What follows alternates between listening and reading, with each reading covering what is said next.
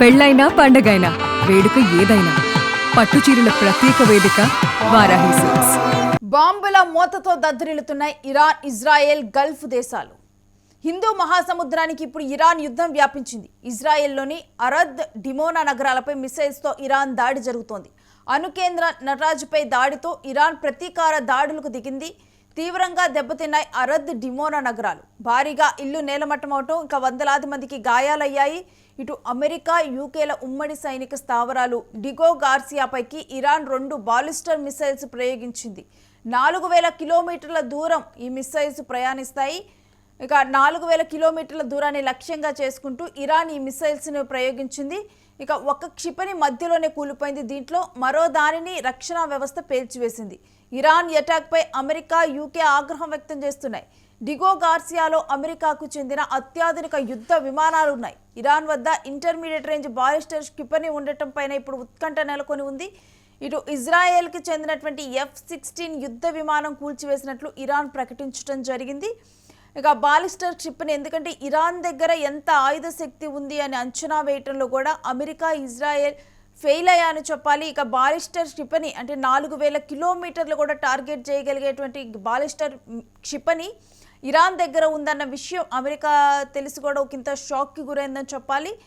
ఇక Diego Garcia మీద Iran 2 బాలిస్టర్ missiles వేయటం మీద కూడా ఇప్పుడు అమెరికానైతే ఆ 2 మిసైల్స్ అయితే చేరుకోకుండా అయితే ఆపగలిగింది. కానీ దీని మీద అయితే అమెరికా, యూకే ఆగ్రహం వ్యక్తం చేస్తూ ఉన్నాయి. మరొక వైపు చూస్తే ఇరాన్ ప్రతీకార జ్వాలలో రగిలిపోతూ కూడా ఇప్పుడు జనాలు ఉండేటువంటి జనావాసాలను కూడా టార్గెట్గా చేసుకొని అరద్, డిమోనా నగరాలని ధ్వంసం చేసింది. అక్కడ వందలాది మంది గాయాలు పాలవటం జరిగింది. ఇక దీనికి సంబంధించిన పూర్తి డీటెయిల్స్ మా ప్రతినిధి భరత్ అడిగి తెలుసుకుందాం. భరత్, ఈ యుద్ధం హిందూ మహాసముద్రంకి చేరినట్లు తెలుస్తోంది. పూర్తి డీటెయిల్స్ ఏంటి ప్రస్తుతం ఉన్న పరిస్థితుల మీద? గుడ్ మార్నింగ్ గాను. ఏదైతే ఇరాన్, ఇజ్రాయెల్ యుద్ధానికి సంబంధించినంత వరకు యుద్ధం తారాస్థాయికి చేరింది. అది కూడా హిందూ మహాసముద్రానికి వ్యాపించిందని చెప్పాల్సినటువంటి పరిస్థితి అయితే కనిపిస్తా ఉందని చెప్పొచ్చు. ఇప్పటికే ఇరాన్ ప్రతీకార జ్వాలతో రగిలిపోతున్నటువంటి నేపథ్యం, ఇరాన్ కి సంబంధించిన సుప్రీం లీడర్కు మృతి తర్వాత పూర్తి స్థాయిలో ఇరాన్ దాడి చేస్తున్నప్పటికీ కూడా దాడి స్థాయిని రోజు రోజుకి పెంచుతూ వస్తున్నటువంటి పరిస్థితి కనిపిస్తుంది. నేపథ్యంలో ఇజ్రాయెల్ తో పాటుగా అమెరికా ఇజ్రాయెల్ కి మద్దతు ఇవ్వడం, అమెరికా కూడా షాక్ కు గురైనటువంటి పరిస్థితి కనిపిస్తా ఉంది. ఎందుకంటే ఇరాన్ పూర్తి స్థాయిలో ఇజ్రాయెల్ కి సంబంధించినంత వరకు అరబ్ డెమో నగరాలపై మిజైల్ తో దాడి చేసినటువంటి పరిస్థితి. దాంతో పాటుగా ఇరాన్ కి సంబంధించినంత వరకు ఏదైతే న్యూక్లియర్ ప్లాంట్ పైన జరిగినటువంటి దాడికి ప్రతీకార చర్యగానే దాడి జరిగిందంటూ కూడాను ఇరాన్ కి సంబంధించిన లీడర్స్ చెప్తున్నటువంటి పరిస్థితి. అయితే మరీ ముఖ్యంగా ఇందులో బాలిస్టిక్స్ మిజైల్స్ కి సంబంధించినంత వరకు కూడా 4000 సుదూర కిలోమీటర్లు ఉండేటటువంటి వాటిని చేసేటటువంటి మిజైల్స్. ఇటువంటి మిజైల్స్ కి సంబంధించి యూకే, అమెరికా సంయుక్తంగా నిర్వహిస్తున్నటువంటి డిమో నగరంలో ఉన్నటువంటి దానికి సంబంధించి స్థావరం పైన దాడి చేసేందుకు 2 మిజైల్స్ ని ప్రయోగించినటువంటి పరిస్థితుల్లో ఒక మిజైల్ మధ్యలో కూలిపోగా యూకే, అమెరికా రక్షణ వ్యవస్థ ఒక మిజైల్ ని కూల్చేసినటువంటి పరిస్థితి కనిపించింది. అయితే ఏదైతే అమెరికా కీలకంగా ఇరాన్ కి సంబంధించినంత వరకు కూడా పూర్తి స్థాయిలో ఉన్నటువంటి అన్ని స్థావరాలపైన దాడి చేశాం, ఇరాన్ కి సంబంధించి రక్షణ వ్యవస్థని పూర్తిగా కూడా నాశనం చేశామంటూ కూడా ఒకవైపు ట్రంప్ ప్రకటన తర్వాత కూడా ఇరాన్ ఎక్కడా వెనక్కి తగ్గకుండా ప్రతీకార చర్యలో భాగంగా ఇజ్రాయెల్ కి సంబంధించిన నివాసాలపై కూడా దాడి చేసినటువంటి పరిస్థితి. ఈ నేపథ్యంలో అక్కడ వందలాది మంది నిరాశ్రయులు అవడంతో పాటుగా వేలాది మందికి అయితే మాత్రం గాయాలు పాలైనటువంటి పరిస్థితి కనిపిస్తా ఉంది. మరొకవైపు ఇరాన్ కి సంబంధించినంత వరకు F-16 విమానాన్ని పేల్చేశామంటూ కూడా ఒకవైపు ఇజ్రాయెల్ కి సంబంధించి F-16 పేల్చేసినటువంటి సిచ్యువేషన్. అదే విధంగా అమెరికాకి సంబంధించి కూడా అత్యాధునికంగా ఏదైతే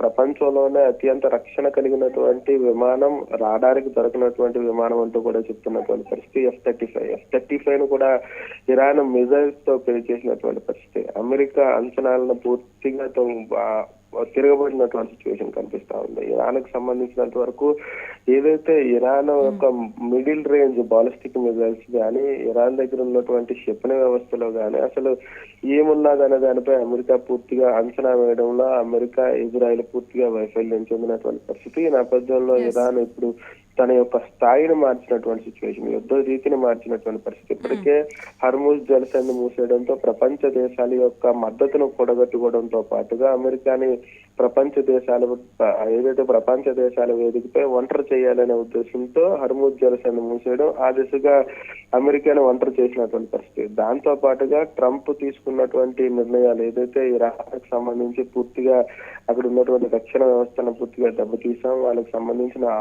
ఆయుధ వ్యవస్థను పూర్తిగా దెబ్బతీసాం, అక్కడ యుద్ధ రీతిని పూర్తిగా మార్చేసాం, గెలుపు మాదే అంటూ కూడా చెప్తున్నటువంటి తరుణంలో ఇరాన్ ఏదైతే మెరుపు దాడితో ఒక్కసారిగా తన ప్రతీకారాన్ని తీర్చుకున్నటువంటి పరిస్థితి అంటే భరత్ కనిపిస్తుంది. ఇప్పుడు చూసుకుంటే గనక జనావాసాలను కూడా ఇరాన్ టార్గెట్ గా మార్చుకుంది, అరద్ గాని డిమోనా గాని.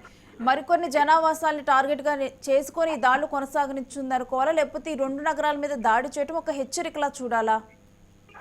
ఖచ్చితంగా ఇరాన్ ముందు నుంచి చెప్తూ వస్తున్నటువంటి పరిస్థితి, ఇరాన్ కు సంబంధించి ఖమేనీ మృతి తర్వాత ప్రతీకార చర్యకి ఏదైతే ప్రతీకారంతో రగిలిపోతున్నటువంటి పరిస్థితి. ఆ నేపథ్యంలో అమెరికాకి శాంతియుతంగా మాట్లాడేందుకు అవకాశం కల్పించినప్పటికీ ఏదైతే రష్యాకు సంబంధించి పుతిన్ కూడా మధ్యవర్తిత్వం వహిస్తామంటూ కూడా చెప్తున్నటువంటి సిచ్యువేషన్ కనిపించింది. ఈ నేపథ్యంలో అమెరికా ట్రంప్ ఎవరైతే ఉన్నారో అమెరికన్ శిక్ష వెనక్కి తగ్గకపోవడం, దాంతో పాటుగా ఇరాన్ పైన దాడి స్థాయిని పెంచినటువంటి పరిస్థితి. పెంచడంతో పాటుగా ఇరాన్ లో ఉండేటటువంటి ఆయిల్ వ్యవస్థ పైన, పూర్తిగా ఆర్థిక వ్యవస్థ పైన, మరొక వైపు రక్షణ వ్యవస్థ పైన అన్ని విధాల దాడులు చేస్తున్నామంటూ కూడా చెప్తున్నటువంటి పరిస్థితి. ఇరాన్ లో కొత్త సుప్రీం లీడర్ కావాలనుకుంటే మేమే మద్దతు ఇస్తాం, మా ద్వారాయే మీరు కొత్త సుప్రీం లీడర్ ని ఎన్నుకోవాలంటూ కూడా ఆంక్షలు విధించినటువంటి తరుణం. ఈ తరుణంలో ఇరాన్ ఎంత కూడా చూస్తూ ముందుకు వచ్చినటువంటి పరిస్థితి ఒక హెచ్చరికగా చెప్పాల్సినటువంటి సిచ్యువేషన్ చెప్పాలి. ఎందుకంటే అమెరికా ఎన్ని మాటలైతే మాట్లాడిందో, అమెరికాను చూసుకొని ఎలా అయితే ఇజ్రాయెల్ రెచ్చిపోయినటువంటి పరిస్థితుల్లో ఇజ్రాయెల్కి సంబంధించినంత వరకు కూడా ఇరాన్ ఒక గట్టి దెబ్బగా చెప్పాల్సినటువంటి పరిస్థితి కనిపిస్తా ఉందని చెప్పచ్చు. ఇప్పటి వరకు ఇరాన్ పైన దాడి చేసినటువంటి పరిస్థితుల్లో ఇరాన్ కేవలం 3-4 బాలిస్టిక్ మిజైల్స్ తోటి అక్కడ ఉన్నటువంటి ఏదైతే ప్రధానంగా చెప్పాల్సినటువంటిది అమెరికా యూకే స్థావరాలు పక్కన పెడితే డిమో లాంటి నగరాలు, ప్రధాన నగరాలు అయ్యే ఇజ్రాయెల్కి సంబంధించి ఇజ్రాయెల్ ప్రధాన నగరాలపైన దాడి చేయడం ఇదొక హెచ్చరికగానే చెప్పాల్సినటువంటి పరిస్థితి ఉంటుంది. ఎందుకంటే యుద్ధ స్థాయిని మీరు ఆపకపోతే ఇంకా పెంచే పరిస్థితి ఉంటుంది కానీ తగ్గదంటూ కూడా ఇప్పటికే ఇరాన్కి సంబంధించినంత వరకు ఇప్పుడున్నటువంటి సుప్రీం లీడర్ చెప్పినటువంటి సిచ్యువేషన్. ఈ నేపథ్యంలో ఇది ఒక ప్రతీకార చర్యలో భాగంగా చెప్పొచ్చు, హెచ్చరికగానే చెప్పాల్సినటువంటి పరిస్థితి ఉంటుంది. ఎందుకంటే ఇరాన్కు సంబంధించినంత వరకు కూడా ఆయుధ సంపత్తి ఎంత ఉందనేది ప్రపంచ దేశాలకు తెలియకుండా ఉన్నటువంటి పరిస్థితి. అమెరికా కూడా అంచనా వేయలేనటువంటి సిచ్యువేషన్. సుదూర ప్రాంతాల్లో 4000 కిలోమీటర్లకి దూరంలో ఉండేటటువంటి లక్ష్యాన్ని కూడా ఛేదించేటటువంటి బాలిస్టిక్ మిజైల్స్ వినియోగిస్తుందంటే ఖచ్చితంగా ఇరాన్ యుద్ధంలో వెనక్కి తగ్గకుండా ముందడుగేస్తున్నటువంటి పరిస్థితి ఉంటుంది. అమెరికా పూర్తిగా కూడా అంచనాలు తారుమారైనటువంటి పరిస్థితి, విపరీతి మారిపోతున్నటువంటి సిచ్యువేషన్. ప్రపంచ దేశాలపైన ఇరాన్ అమెరికాని ఒంటరి చేయడానికి లక్ష్యంగా చేసుకుందని చెప్పొచ్చు. ఆ దిశగా అడుగులు పెడుతున్నటువంటి పరిస్థితి ఉంటుంది. యుద్ధం ఆకపోతే మాత్రం ఖచ్చితంగా ఇజ్రాయెల్ దీనికి తగ్గ మూల్యం చెల్లించుకోవడానికి సిద్ధంగా ఉందనేది ఇది హెచ్చరికగా చెప్పాల్సినటువంటి పరిస్థితి ఉంటుంది. Yes, thanks for the update Bharat. ఇక ఇరాన్ తన దాడులను పెంచింది, జనావాసాలను కూడా లక్ష్యంగా చేసుకోవడం మొదలుపెట్టింది. అరద్ డిమోనా నగరాలని లక్ష్యంగా చేసుకొని మిసైల్స్ను కూడా ప్రయోగించడం జరిగింది. ఇక దీని మీద అయితే ఇజ్రాయెల్లో ఉన్నటువంటి అనేక మంది కూడా గాయపడినటువంటి దృశ్యాలని మనం చూస్తూ ఉన్నాం. 2 బాలిస్టిక్ క్షిపణులు ప్రయోగించడం జరిగింది. ఆ క్షిపణులు ప్రయోగించినటువంటి దృశ్యాలు మనం చూస్తూ ఉన్నాం. ముందుగా అయితే 4000 మీటర్లు ఛేదించగల బాలిస్టిక్ క్షిపణి ఇరాన్ దగ్గర ఉందన్న విషయం కూడా అమెరికాకి తెలియదు. ఇక ఒకంత షాక్ కి గురి చేస్తుందని చెప్పాలి. కానీ ఒక మిసైల్ హిందూ మహాసముద్రం దగ్గర కూలిపోవటం జరిగింది. మరో మిసైల్ ని అమెరికా సైన్యం ధ్వంసం చేయటం జరిగింది.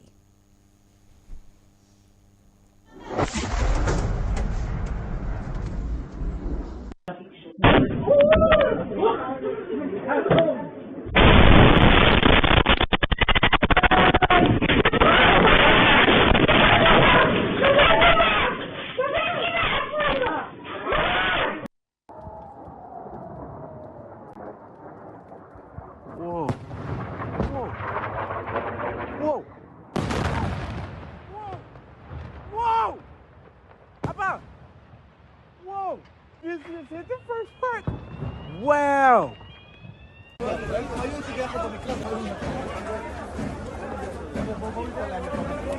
يا عاشرة